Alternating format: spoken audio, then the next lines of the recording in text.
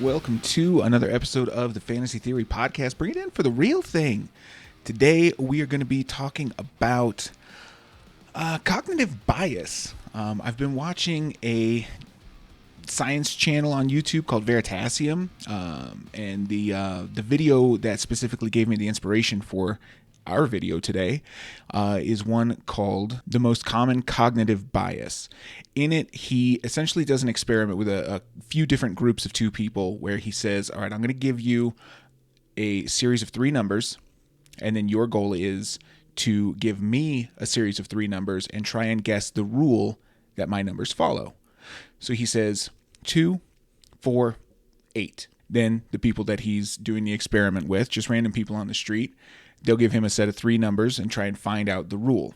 So almost everybody says, 3, 6, 12, 10, 20, 40. He says, yep, follows the rule. And they're like, it's just doubling the number each time. No, it's not. That's not the rule. It's a different rule than that. So then they keep going. They say, all right, 10, 20, 40. He's like, yeah, follows the rule. And they're like, okay, 25, 50, 100. He's like, yeah, follows the rule. 100, 200, 400. Yes, follows the rule. And everybody that he talked to in the video did this same type of thing. They thought they knew what the rule was, so they kept asking or giving sequences of numbers that would match that rule, trying to prove that what they already thought was true. And at the end of the video, he says, I guess not the end of it. Once people finally start to figure out what the rule is, the way to do it is that you want to ask, you want to present sequences that you think don't follow the rule. That's the best way to get information. So eventually people do come to the rule. I won't tell you the rule. I'll let you watch the video and find out for yourself. But the lesson here at the end of it, I'll play for you now. That is what's so important about the scientific method. We set out to disprove our theories. And it's when we can't disprove them that we say, this must be getting at something really true about our reality. So I think we should do that in all aspects of our lives. If you think that something is true, you should try as hard as you can to disprove it. Only then can you really get at the truth and not fool yourself. So what I wanted to do was take that lesson, which his channel is fascinating to me, absolutely fascinating. I'll certainly post a link to this video in the description. If I don't know if you're like me, but all of the videos that I've watched of his are incredibly fascinating. He's a great presenter, great channel. So I would at the very least watch this video. I think it was very informative, kind of thought-provoking, which is something I definitely enjoy. If you're a fan of this type of thing, I can't recommend his content highly enough. It's got nothing to do with fantasy football. I know that's what you're here for, but hey, it's something fun to do with your time and something I think you may really enjoy. So what I want to do with this is kind of like he says, I want to try, especially for the people that I've kind of gravitated towards and I expect to be excellent this year, especially the ones that I have the outlier opinion on. I'm much higher than consensus on, or I'm much lower than consensus on.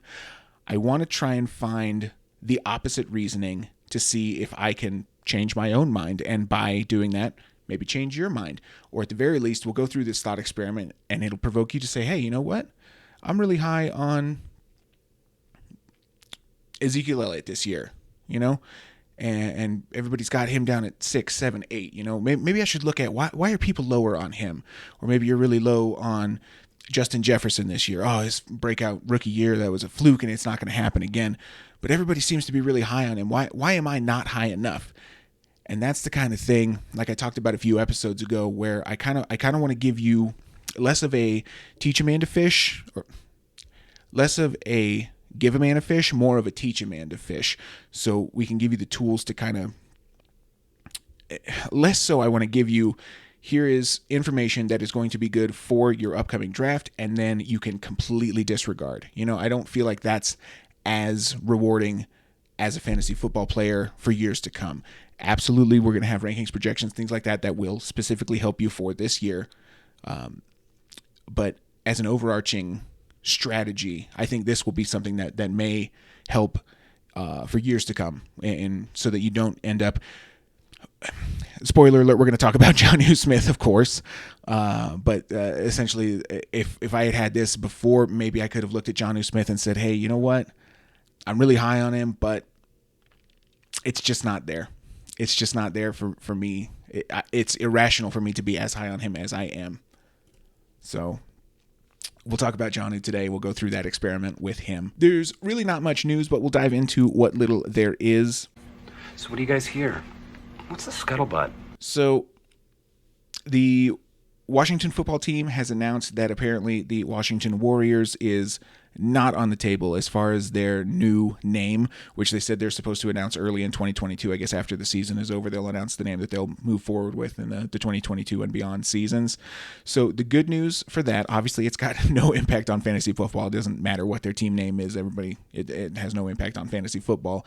But since they said the Washington Warriors are off the table, that still leaves the Washington Sentinels. Come on, one time. The actual fantasy relevant news is Saquon Barkley was on the Rich Eisen show, and Rich was like, "Hey man, you gonna be on the pup? You good to go? What's going on? Where you at with your recovery from the injury?" And he declined to answer. Didn't say where he's at, where he expects to be, what the plan is for him. None of that. No answer. This is more kind of heaping on the pile here of why at present I'm not ready to draft Saquon Barkley. If they had better reviews and better news and more optimism, I would feel obviously way better. I'm sure we all would. The fact that there's no timetable, it doesn't seem like there's any optimism. They're not saying that he's going to be ready for training camp. Even if he's not ready for the start of training camp, that's fine. Is he going to be ready for the preseason? No word on that. Is he going to be ready to go by week 1? No word on that. We've even heard that they may scale him back towards the start to kind of ease him in. All of this points towards it's not going awesome for Saquon. Obviously, it's speculation. They haven't said that, but I don't have an easy feeling knowing that they're not saying anything positive. So do with that what you will. I don't like it, personally. That's me. Since there's not a ton of NFL news, went and saw Black Widow on Saturday. It was fine. I'm not the biggest Scarlett Johansson fan. She's I don't know. She's not it. She's not a great actress. We'll just leave it at that. The movie was good though. I thought Florence Pugh was excellent in it. It was more serious, more like The Winter Soldier, Captain America: The Winter Soldier, less like some of the movies they've been doing lately. Certainly not a Guardians of the Galaxy kind of fun and light romp. It was much more serious. Definitely still comedy in there. It is a Marvel movie after all. You got to have the comedy in there, but. Not in my top 5, but it was good. It was definitely good. I would recommend going and seeing it now that you can actually go to the movies again. I will say, however, shame on AMC, this particular one. We walk up to get our tickets, and there's a sign on the door that says, "Due to equipment failure, no popcorn available." Why am I even here then? If you don't, what? Come on. Less of an issue, but also an additional issue. We get up to the concession stand and we're like, all right, no popcorn. We're kind of joking around with the guy. He does not get it at all. He's like, oh yeah, it's broken. We don't have any popcorn. It's like, yeah, we saw that. Never mind. I was like, you know what? No popcorn. That's fine. I'll just get a soda. I'll get these chocolate covered almonds, which are one of the greatest candies you can get at the movie theater. And I'll take a hot dog. And he's like, oh yeah, no hot dogs either. Oh my God, come on. So we got a nachos. They were pretty terrible. But the movie was good, so that's fun. And then yesterday I had a barbecue out at some of Janelle's friends' house. That was a fantastic time. Got to had a couple hamburgers. Got my hot dog finally. Yes. And played some cornhole. Big fan of the cornhole. Very, I'd say average, maybe slightly above average at the cornhole. And then we played a game that they called Can Jam. The box that it came in said Disc Smash, I think. But essentially it's, if you don't know what I'm talking about, and until yesterday I didn't know about it, so maybe you don't. It's like a hexagonal bucket. I'm talking with my hands below the camera, so that's very helpful for you. But it's a hexagonal bucket that's got a slot on the front of it. If you get it in the slot, that's an instant win. You play to 21. If you get it in the slot, that's an instant win. If you get it in the bucket, that's 4 points. If you hit the bucket, that's 2 points. If you do either of those things with your teammates' assistance, so if they slam it into the bucket, that's 3 points instead of 4. And if they knock it into the bucket, like if they hit the bucket with it but it doesn't go in, that's 1 point instead of 2. So we played that. We took some practice tosses because if I am average at cornhole, I am severely below average at anything involving a frisbee. And my first practice toss, I almost hit somebody in the face who was not even playing, not even near us. They were just like off. I think they were playing cornhole and not paying attention to me, and I threw a frisbee right at their face. So off to a bad start. We did not win that game, but all in all, it was a very, very fun time. So we'll jump into the actual show here, and we're going to start with the people that I am very high on, and we'll try and make the case against, see if we can maybe bring me down just a bit. We're going to start, there it is, with Cam Akers. I love Cam Akers. Love him so much. And now I'm going to give you a bunch of reasons why you should hate him. Obviously, the biggest argument against Cam Akers is Darrell Henderson. Darrell Henderson was more efficient than Cam Akers last year. 7 fewer carries, but only 1 fewer yard. Obviously, that leads to a better yards per carry. His true yards per carry was better than Cam Akers as well. Henderson's 4.3 to Cam Akers' 3.9. So not decidedly better, but better. Henderson also had the higher breakaway run rate at 4.3%. to Akers' 3.4%, and Henderson got more targets, 24 for Henderson, 14 for Akers, and scored twice as many touchdowns, 6 for Henderson, 3 for Akers. On only 2 more red zone touches, Henderson had 35, Akers had 33. Very, very close there, but still 3 more touchdowns for Henderson. Henderson also in college, just kind of looking back at kind of the pedigree of these people, Henderson had back-to-back seasons in college at Memphis with 8.9 yards per carry. Exactly. Hard to do on 2 back-to-back seasons, but he did it. 8.9 yards per carry, back-to-back seasons. Akers didn't have a single season above 5.3 yards per carry. Now, his offensive line was terrible, but we're not trying to make excuses. He did also go to Florida State, so that's going to really be a bummer too. You know, you're not going to come out of Florida State smelling like roses. Go Gators. We also talk about how bringing in Matt Stafford is probably good for Cam Akers, and he should see more targets. But the inverse of that, the other side of that coin, is that the reason that they traded Jared Goff away and paid what they paid to get Matt Stafford in is because Sean McVay did not trust Jared Goff with the ball in his hands. If they got close to the goal line, they were running it so much more often than they were throwing it because McVay didn't want to put the ball in Jared Goff's hands. That is almost certainly not going to be the case when they've got Matt Stafford here. I think we're going to see an increase in pass attempts at the goal line, those rush attempts at the goal line, so those precious carries, those very valuable carries at the goal line, inside the 5, inside the 10, they may come down, which is not good news for Cam Akers. So all of that together is, I think those are the biggest marks against Cam Akers.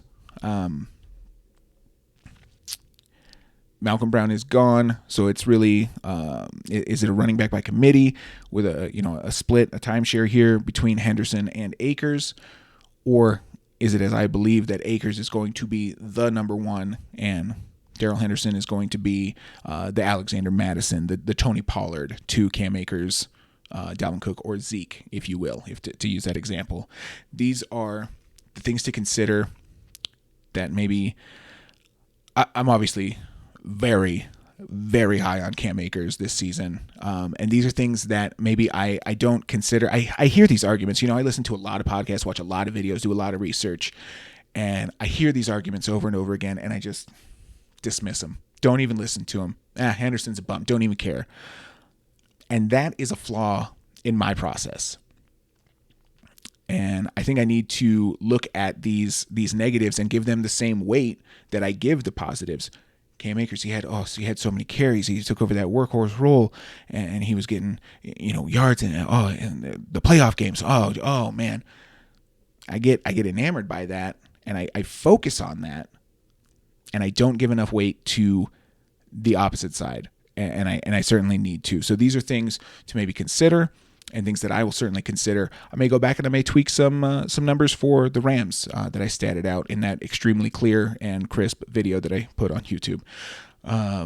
May give Darrell Henderson a few more carries. May give Cam Akers a few less carries. May give him fewer touchdowns if those goal line carries come down. Henderson had the higher workload in the passing game. Maybe that trend continues. Maybe I take away some of those catches from Cam Akers. I'm going to go back, I'm going to take a look at it, and I'm going to kind of use this sort of lens moving forward on the other projections that I do. So definitely something worth keeping in mind and worth looking at.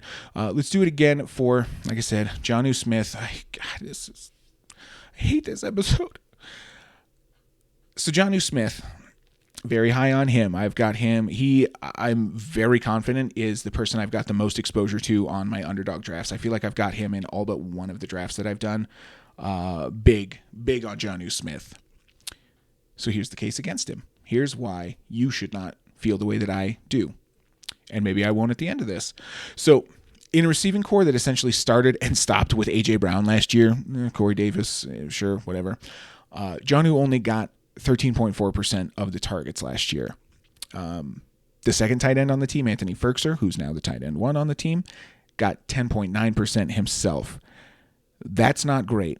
Commanding targets is a skill, and with the way that receiving core with A.J. Brown, certainly the alpha, no doubt about it. But like Corey Davis and Anthony Ferkser was so close to him, you would have hoped that he would have had more targets. There were injuries to the offensive line, and he was doing more blocking than route running. Again, we're just looking at the other side of the coin here, so I'm not going to try and make excuses for why things are the way that they were. We'll just kind of go with the facts, and that's all that we're going to do. We're going to look at the facts and things that we need to consider when we're doing these evaluations. He's now with the New England Patriots, and no one on the Patriots last year got more than 81 targets. The Patriots threw the ball the second fewest times in the NFL last year. So he's not commanding targets in a receiving group devoid of a real number 2 talent. Corey Davis, sure, he had a breakout year last year, but he's been terrible before then. So he didn't command targets then, and now he's going to a spot. To be fair, the pie at Tennessee, not big, not a big pie, but he's if it's possible, he's going to a smaller pie. You may not think it was possible, but he is going to a smaller pie. At least last year. Hopefully they'll throw more passes this year. But if he couldn't command more than 13% target share in Tennessee, is he going to command more than that in New England? And if he does, or even if he stays the same, if it's fewer pass attempts, even if he stays at the same share, it's going to be fewer targets for him, which is not good news. The New England Patriots, clearly not satisfied to just add Jonnu Smith, signed Hunter Henry the next day to essentially the same deal, one less year, but the same average salary. So they're paying him the same amount of money per year. Hunter Henry got a 4-year deal. Jonnu Smith got a 5-year deal. That's not great. Obviously, the day that Jonnu got signed, I think the needle went. That's not a needle. That's a graph. Stocks. There it is. Stocks went way up for Jonnu. And our hopes for him in this season, they went way up. The very next day they signed Hunter Henry, and those stocks went right back down, maybe even lower than they were before. The Patriots, I'm not going to make excuses. I was going to make excuses. I'm not making excuses. So Hunter Henry joins him in the tight end group there in New England. You hate to see it. Hunter Henry had a better true catch rate than Jonnu last year and a deeper average depth of target. with Cam Newton, that may not be the best thing. Cam Newton's not slinging it super, super deep.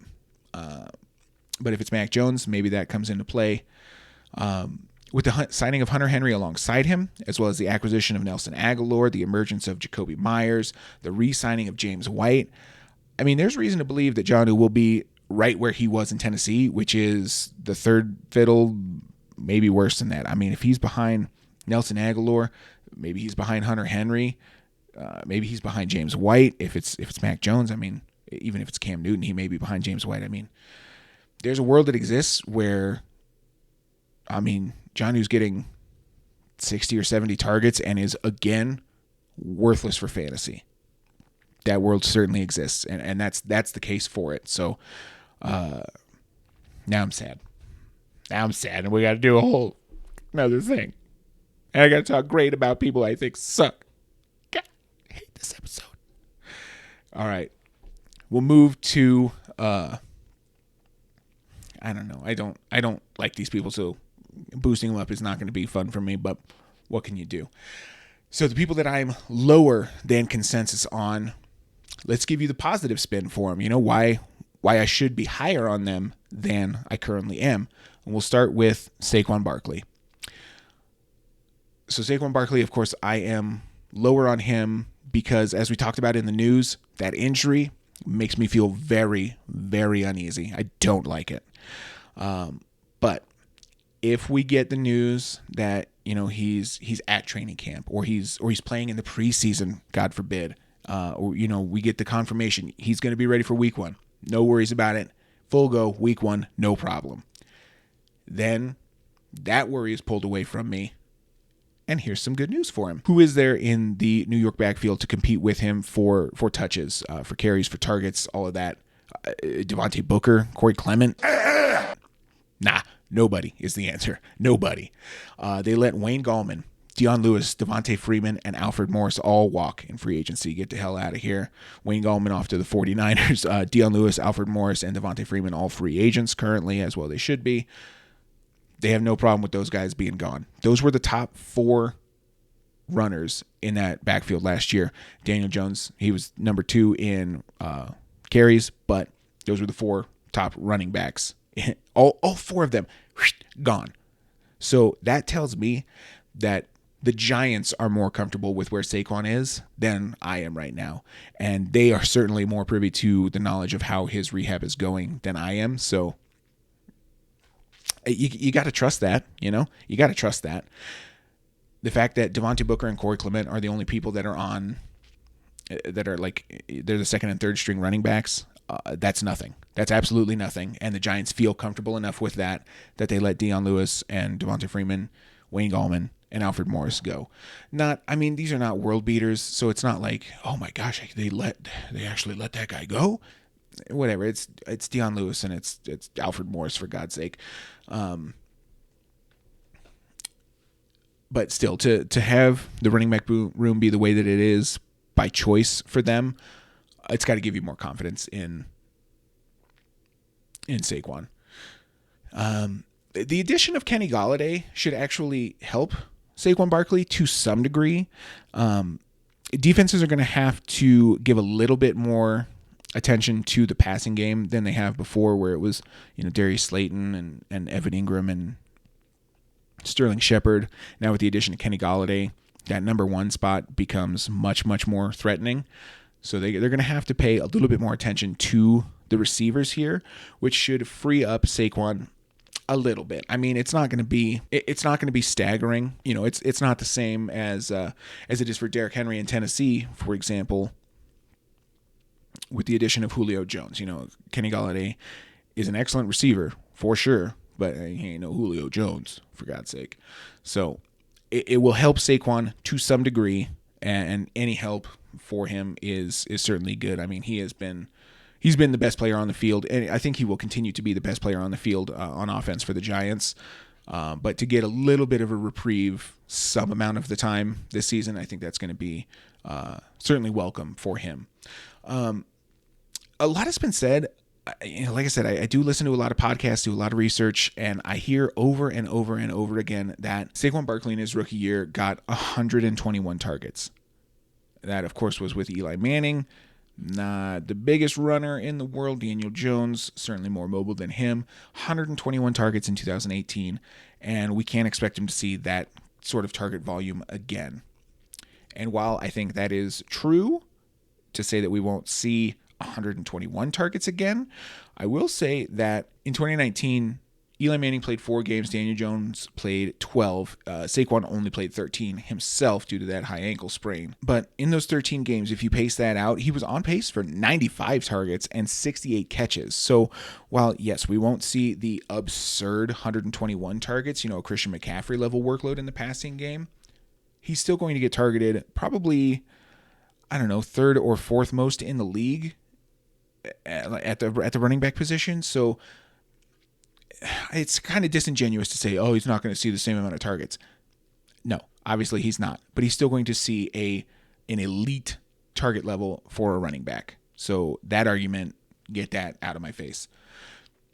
Despite being ankled with a high ankle sprain in 2019, as I just mentioned,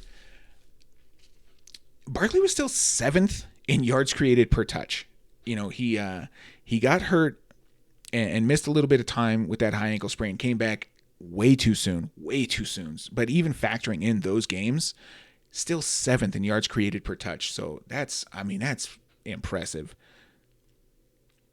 And on top of that, he's in the top 8-ish in each of the efficiency metrics that I track in my charts for his average for the last 3 years.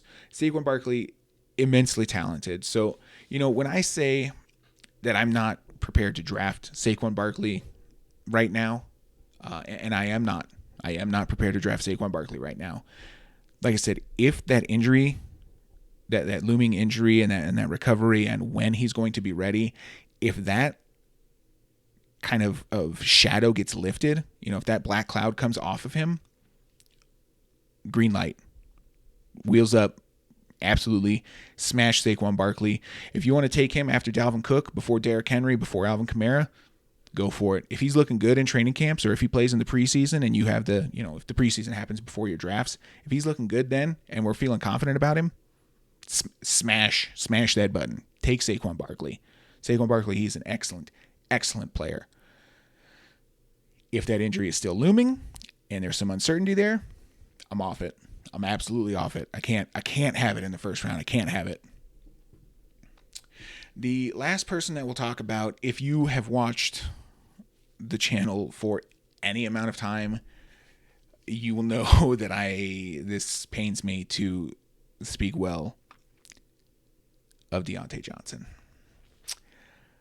He is getting a lot of love, man. In doing research for this video, I watched a PFF video where they were talking about, oh my gosh, Deontay Johnson set for a breakout. Everybody's too low on him. The disrespect has gone too far.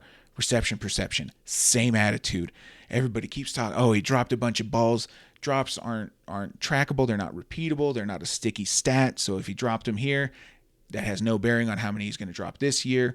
Don't worry about the drops. He gets targeted so much, so many targets. Oh my God, you can't stop giving Deontay Johnson targets.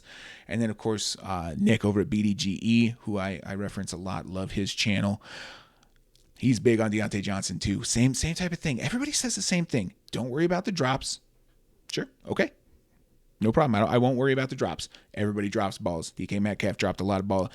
Everybody drops balls. The list of people who are dropping balls at the same kind of rate as him, it's a long list. Drops, I got no problem with it. Whatever. I made fun of it in a previous video, but hey, everybody drops balls. And he's going to get hyper-targeted. Those are the two arguments. Everybody's too low on him because of the drops, and you can ignore those. He's going to get hyper-targeted. Yes, I agree. I agree on both fronts. Still hate him. But here are some reasons why maybe you should like him, and maybe why I should like him more. Spoiler alert, I don't. He has led the team in targets each of the last 2 years on the NFL's pass-heaviest team last year. Over the last 3-year average, they are the second pass-heaviest team. Last year, they were number 1. You don't get to be number 2 on average if you don't finish at the top there. So number 1 last year, number 2 over the course of the last 3 years, and he has led the team in targets each of the last 2 years. He has the number 1 hog rate per player profiler. That means his targets per snap is the highest at the wide receiver position.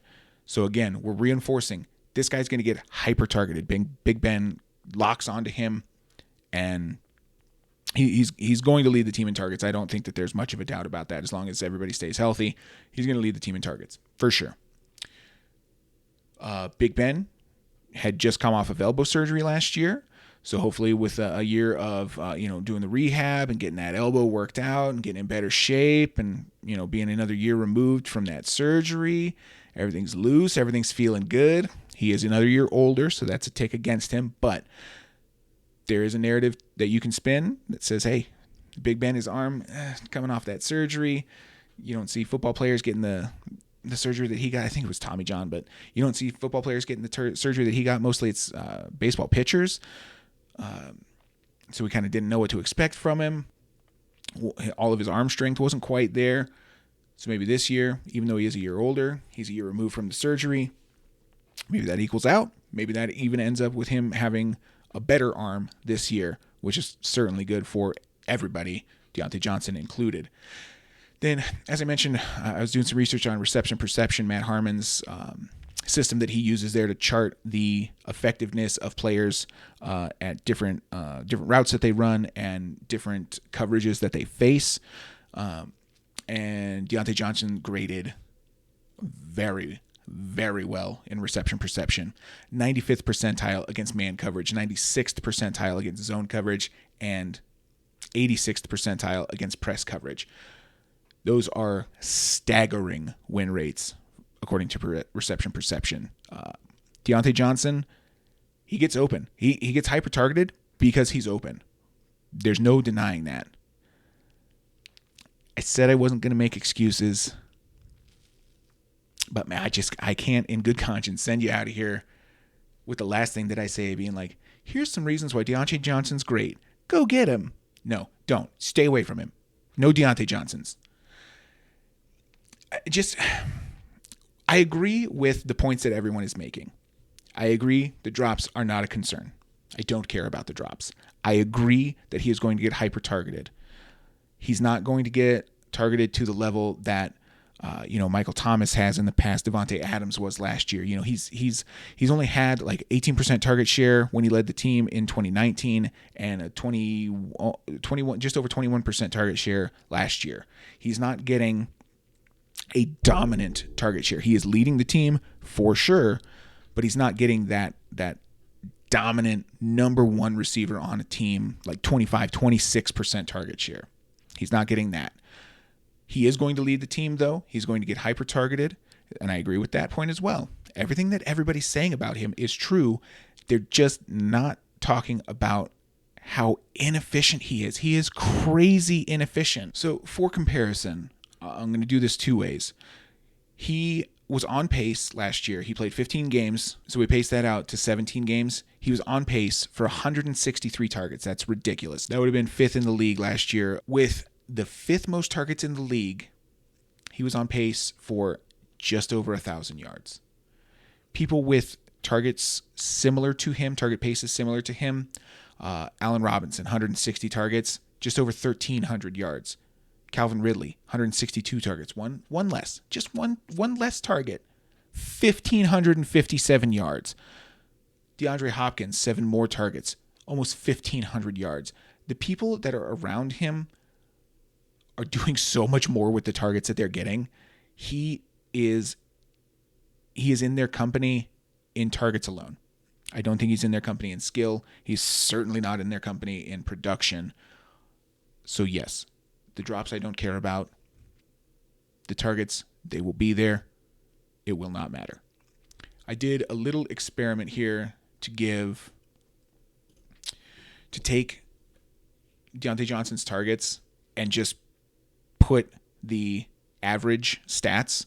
So in the sheet that I do the averages for everybody for the last 3 years. So what I did was I took Deontay Johnson's targets and then I gave those targets the average stat line of the last 3 years for wide receivers in the league. So what that comes out to, I'll bump you back to me. So what that comes out to would have been, and I'll just use the targets that he did get. That was 144 targets. That would have been 2 more catches, 90 catches, 1,234 yards. Johnson had 923. That's 31 standard points difference. If he was just average, 31 points he left on the table because he is below average. So, sorry to go off on that tangent. I feel very strongly about Deontay Johnson. I think that everything that people say about him and why people love him, I get it. I believe it's true. But they don't take into account the fact that he just doesn't do anything with the ball in his hands. So do with that what you will. That's the counterpoint to this the positive for Deontay Johnson. Could he increase in efficiency in production? Sure. I laid out the case. Maybe Big Ben's better. It's his third year. Maybe he's better. Could happen. Absolutely could happen. I'm not drafting Deontay Johnson anywhere.